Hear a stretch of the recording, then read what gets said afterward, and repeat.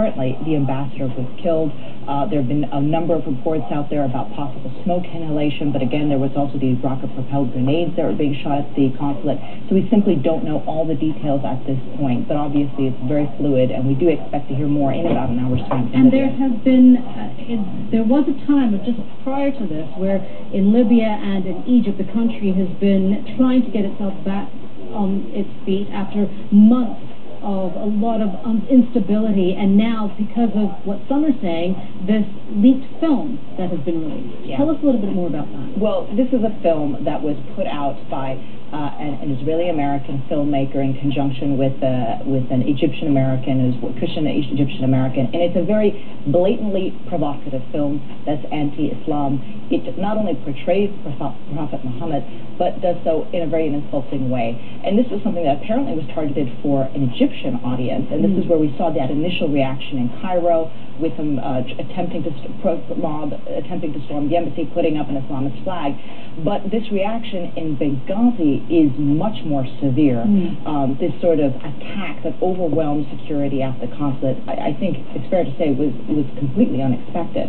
And so it was a deliberately provocative film that was put out there. They may not have realized that this was going to be the extent of the violence that clearly is happening.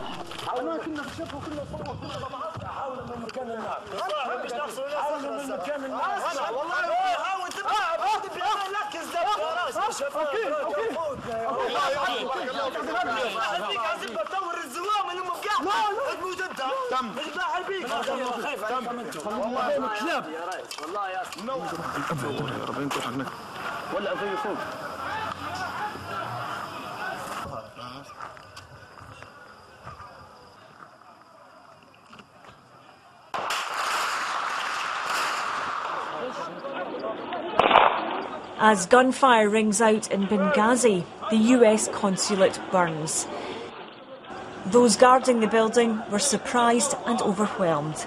They soon retreated as unknown gunmen shot at the compound and threw handmade bombs. One American has been killed, another injured. It's believed the attack is in protest at a film produced in the US, which is said to humiliate the Prophet Muhammad. Don't make our people angry, because they will kill, they will fight, they will do such a situation. This is a situation because of the Americans channels. They want to say something bad about our Prophet.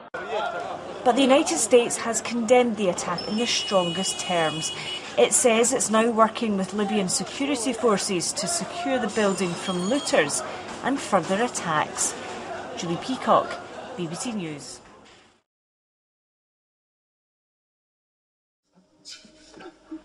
Put your head between my thighs. Do you see this devil still? Yes.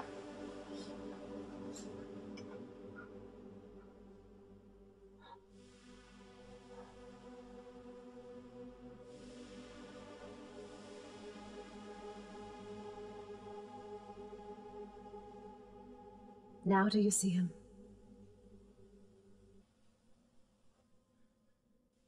He's gone. Khadija, he's gone. How have you done this? And this shall be the first Muslim animal. What is your name? Yafor. His name is Yafor.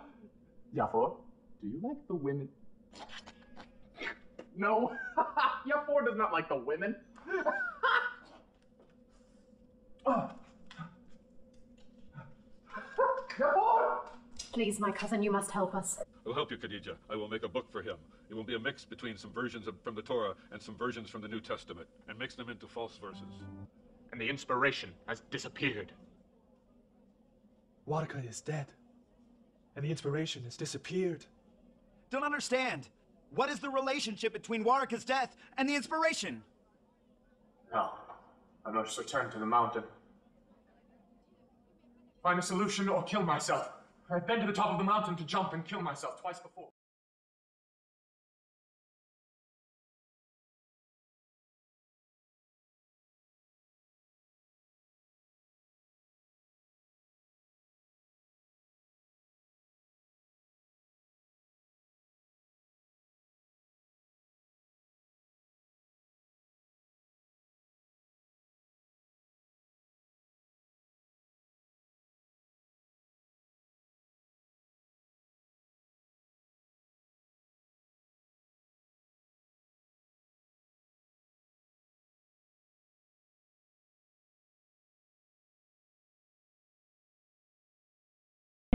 He said, the world is asking us to wait. Wait for what, I asked.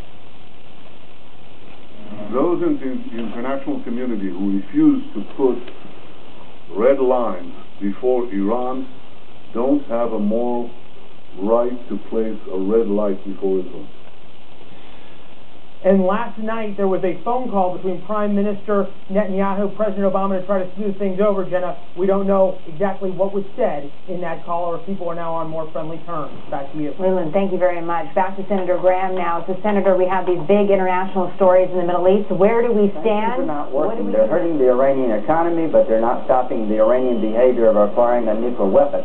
They have two goals in Iran, the Ayatollahs. Number one, to get nuclear capability that will protect the regime, because they believe if they get a nuclear weapon, the West will leave them alone. And the second goal is to use that nuclear power to intimidate their neighbors and spread Persian Shia influence. It's clear to me they're never going to change their nuclear desires until they believe the survival of the regime's at stake. And sanctions and diplomacy is not working. We should have red lines communicated to Iran quickly, coordinated with Israel, and they must believe, the Iranians, that a massive U.S. military strike will come their way if they continue to acquire a nuclear weapon. The region is about to blow up.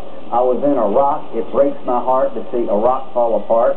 Syria is a contagion affecting the entire Mideast. This administration has no concept of the Arab Spring. They're disengaging on all fronts. The lack of leadership is about to lead to an explosion in the Mideast. And I hope people will start focusing on foreign policy, because it really does matter. You said the region is about to blow up. What do you mean by that specifically? The American disengagement, lack of leadership, leading from behind, is leading to uncertainty and doubt on all fronts. The Sunnis, the Shias, and the Kurds that were working together well after the surge success have now gone back into their corners. We've got a sort of a hands-off policy toward Iraq. There have been no progress in filling the ministries and having a hydrocarbon law. Every group, the Sunni, Shia, and Kurds, are just very disappointed with Americans' disengagement. Brand new information on the deadly riots in Libya, where an angry mob murdered the U.S. ambassador, Chris Stevens, and 3 other Americans. What we're now learning about the film that rioters claim sparks all this violence. We're live with that story and continuing coverage of the developing situation. Also keeping an eye on the U.S. Capitol building. They are about to lower the flag there to half-staff in honor of the late Ambassador Stevens, a man who was so widely regarded by both Democrats and Republicans on Capitol Hill, well known to many of them as a career civil servant. Ambassador Stevens killed when an angry mob climbed the walls of the U.S. Embassy in Cairo, Egypt. They pulled down the American flag and briefly replaced it with an Islamic banner. Now we're learning more about the film supposedly at the center of all this violence. Our chief intelligence correspondent, Catherine Herridge, is live in Washington with that. Catherine. Well, John, good morning and thank you. What we know about the filmmaker comes from a brief interview he gave to the Associated Press after the violence against the U.S. consulate in Benghazi and the U.S. Embassy in Cairo, described by the AP as a California real estate developer who self-identifies as an Israeli Jew. The filmmaker Sam Bacile said, quote, "This is a political movie.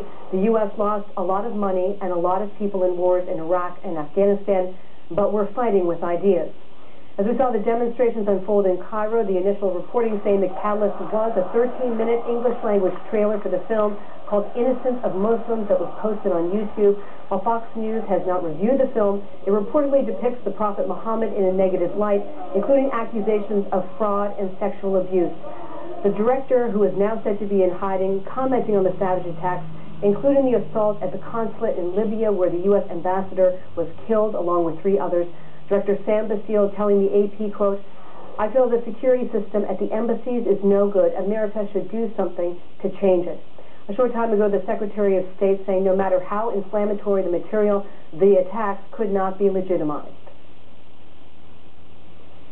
Some have sought to justify this vicious behavior along with the protests that took place at our embassy in Cairo yesterday as a response to inflammatory material posted on the internet.